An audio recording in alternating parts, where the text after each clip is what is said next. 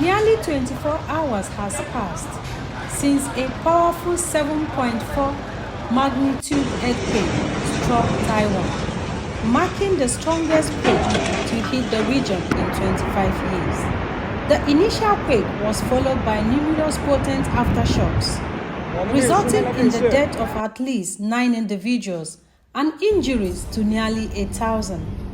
As dew break over Taiwan, recovery efforts persist, particularly in the same area where a 6.4 magnitude earthquake struck in 2018, claiming 17 lives and causing significant building collapses. Latest data indicates 9 fatalities, 963 injuries, with 143 individuals trapped under rubble. Additionally, around 50 people aboard minibuses en route to National Park are reported missing.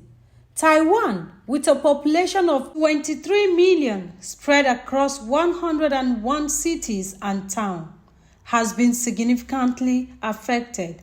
Unfortunately, the brunt of the impact was felt on the sparsely populated East Coast, located 19 miles away.